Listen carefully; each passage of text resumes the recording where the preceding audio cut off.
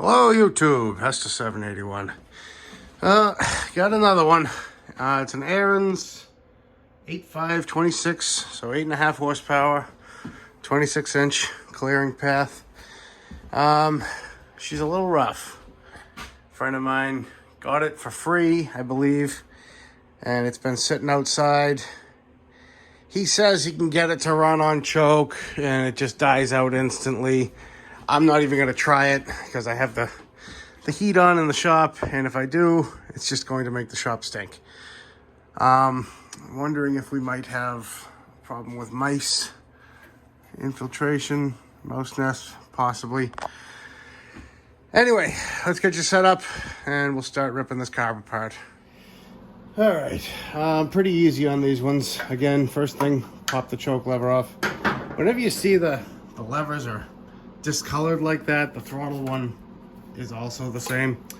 I mean, that just means it's been sitting out in the sun. It's supposed to be a nice dark red, like on the inside. So it's just telltale signs to look for if you're buying a piece of equipment used. See what's been sun faded. 1 5/16 up here. It also looks like the primer bulb is like petrified. Yeah, it's white as a ghost. Again, should be red. Some of them are black, but when they're white like that, you know they're bad. 2 Phillips head screws here. What I've been doing is I've actually been using the twin grips on these, and just because sometimes they're just on there, and with these you don't risk camming them out. See, that one's a little stiff, but again, I'm barely even squeezing, and these things just make such a good grip. So many times you'll see these screws stripped out. See that rust? And then you just kind of, you're screwed. You got to buy bolts, new bolts, new screws, but I'd rather leave the correct hardware on there if I can. And then there's one last 5/16 right here, up by the dipstick tube.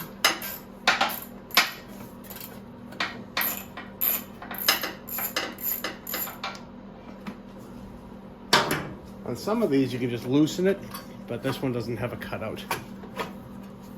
And then this comes off. Here's where that last screw was.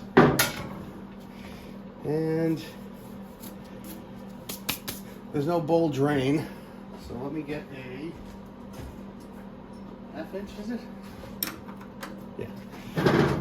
Let's crack her open. Fuel is on. And let's see, get a urine sample.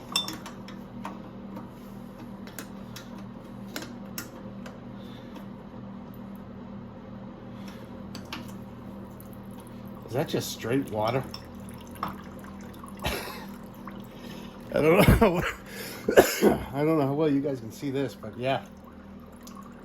That's looking like 50-50 water and fuel. Anyway, we'll let that settle out. We'll see how much water there really is in it. All right. And we got 7/16 and a number 3 Phillips.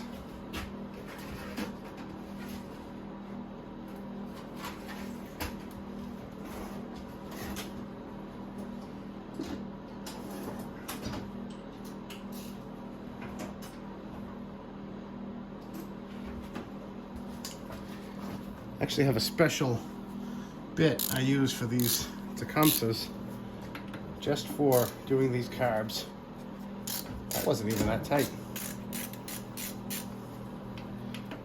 Getting it on this inside one, it fits perfectly. And then just sneak the wrench in and hold the nut.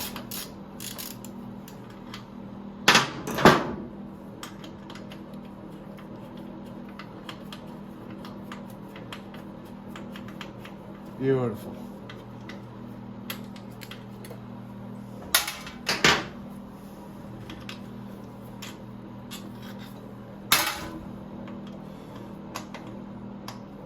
Some guys don't even bother taking these off. They just pop them off on the intake side, but I find it just as easy to do it this way, especially because I just have a gut feeling this is going to need a carb. All right. It's not even a clamp on the fuel line. Perfect. So let me just pop that right off. Geez, that line is terrible. All right, now the important part. Remember which hole this goes in. In my case, it's that one right there. But if you're doing this by yourself, take a scribe, take just something to scratch it on, or take a picture with your phone. Is even better. And all right, let's get you over to the bench. So in case it's not immediately apparent, I didn't hit the record button. I don't know, I'm aggravated. But anyway, I got it all tore apart. Found a big puddle of water sitting in the carb bowl. The jet is looking in pretty good shape. There's a little tiny hole here that I gotta clean out and make sure that's clear. And the pilot jet right here in this tip, that's common for clogging. And what you do is you can see through this hole. You take a very fine wire, push through, and if you can see it, obviously you know it's open. The last thing needed to pop out was the emulsion tube, which I sort of reached through with a screwdriver like that. And there it is. Sometimes you take a right angle pick to just push it through the rest of the way. And it actually left one of the O-rings in there. That's the reason I take these out. These O-rings, they dry up, they crack. I mean, this one's just flaking apart in my hand. I'm going to take it off, and then it's swollen.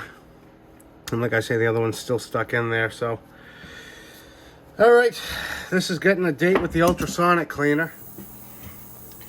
And here's our fuel. Half and half. Half water, half gas.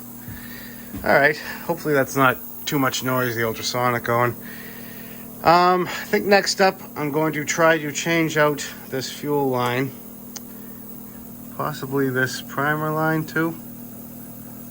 Not sure. So, you're gonna have 1, 2, 3, 4 1/4-inch bolts. These ones are gonna be stubby. The other ones are gonna be long.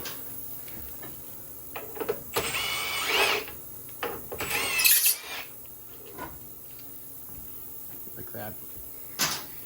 And then there's 4 1/2-inch. Yeah, 2 1/2-inch up top. Move that out of the way. I wouldn't disconnect this. I would just sort of lean it to the side. And then there's 1 1/2-inch right here and a matching one on the other side. And I'll turn you on once this is off. And this whole cover should stick out. You might have to pop the little cotter pin out of the shift linkage. And then this will drop out of your way. Perfect. Actually made another discovery, a couple of them. So we're looking at the fuel, and it looks like it's just kind of draining. And then we loosen the cap off. And there it comes. There's no seal. This is supposed to be a vented cap, and it's missing the rubber seal, so whenever you tighten the cap down, it just creates a vapor lock. So, right there. Now it makes you think you're running out of gas. Second discovery. She's got no teeth. Just make sure you dump that anywhere. Look at this. So, this is going to quickly turn into a bit of an expensive endeavor if he really wants to put this thing back to fully functional. But we'll see what he wants to do. Well, let's see if we can give him some good news. Finish the inspection up.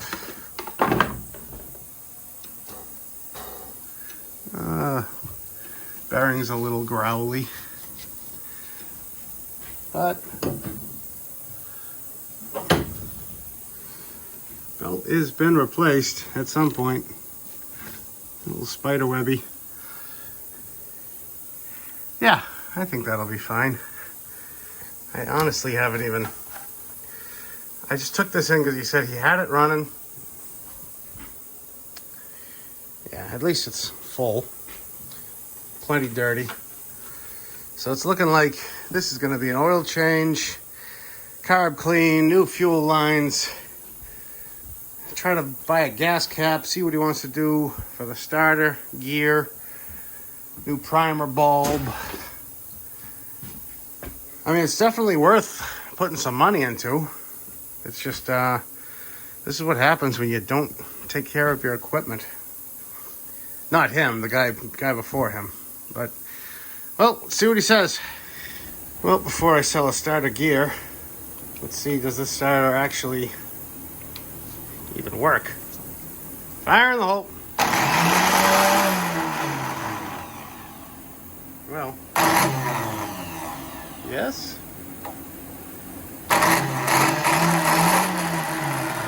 It's not really kicking out very much. Yeah, I guess it works.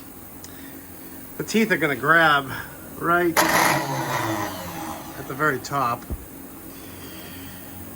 The starter seems a little loose, huh? Is this that type? A lot of these, they just kind of click under.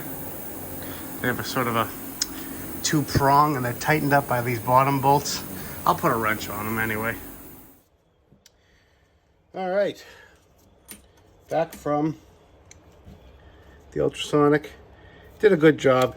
It's not going to get all the corrosion. The rest of that I'll just kind of hit it with a wire brush, but it's really not going to cause a problem. And then just give it a little blowout. So this carb, I guess everything was gone through not that long ago, and the seat is very supple, but he's telling me that it was fixed by another shop and then it was left outside. So this just goes to show what can happen in a very short time if you leave your stuff outside. Putting in the new, reusing the old seat. It's got one flat side with some numbers, and then a side here with a little ridge. Here, I'll put it on the tool so you can see. Anyway, the flat side goes onto the tool. So if you see that little ridge, the ridge goes in. And push down. And then you'll feel it just bottom out there. So now that's in, done. Emulsion tube. These are the new O-rings. I already picked out the one that was jammed in there. And you can see the difference here. New. Everything happens on camera, right? And the old, and then this withered, cracked, broken one. So yeah, new seals.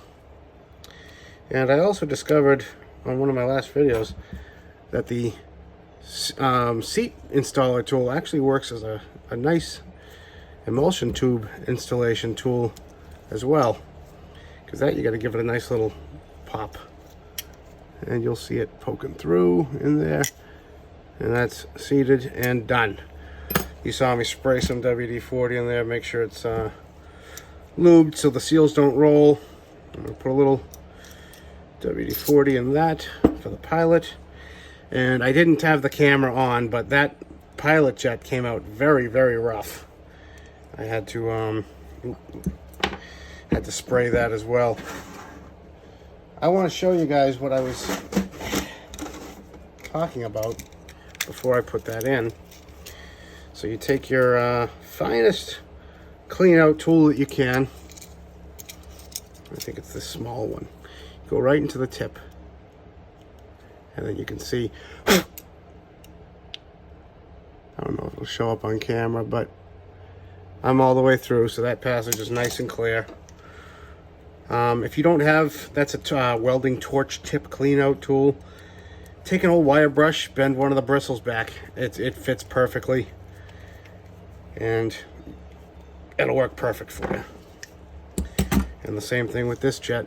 This happens a lot more often, is this little hole right there. And you can see that's nice and clean. All right, so what do we got now? Seal in, needle, and float.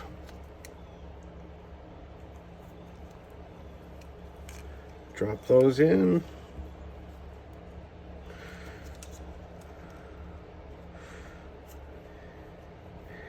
Come on.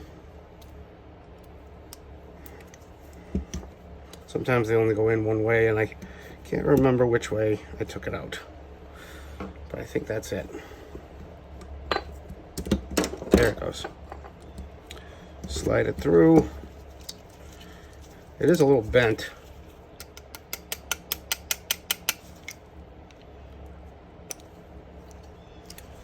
I'm just going to give it a tap with a hammer.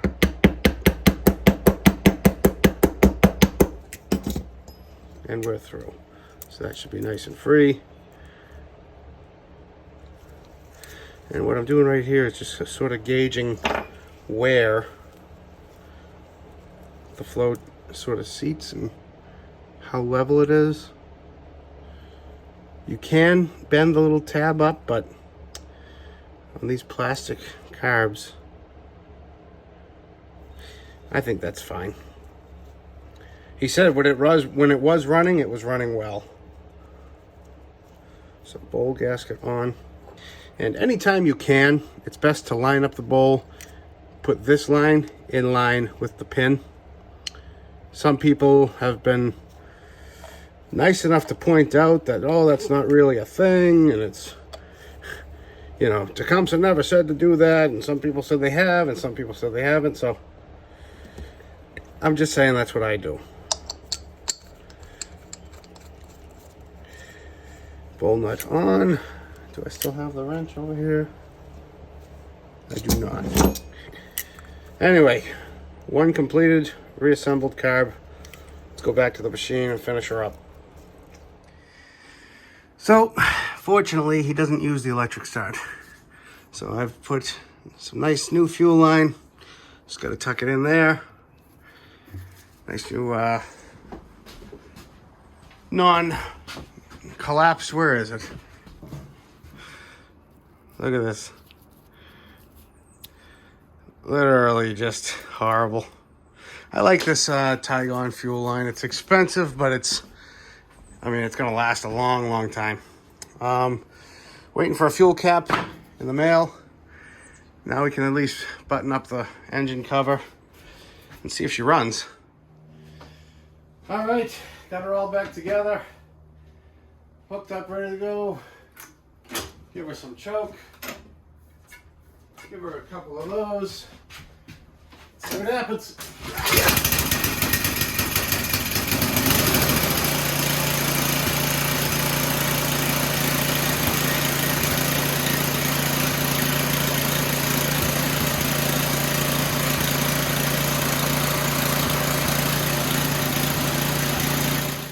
And there it is, all bolted up and back together. I sprayed a little lube on the threads. That's why it's wet there. Also lubed up the chute. Didn't get the go-ahead for a lot of the things on this, but that's okay. The electric start, he doesn't use it. It's kind of a backup machine for him. Waiting on the new gas cap to come in. New fuel line, clean carb. He's going to do the oil change at the beginning of next season. It's basically the end of February right now, so of a very snow-free winter. So you figure there's no point in doing the oil now as long as it's full and relatively clean. That's it, guys. I want to thank you all again for coming, liking, commenting, subscribing, and we'll catch you on the next one. Bye.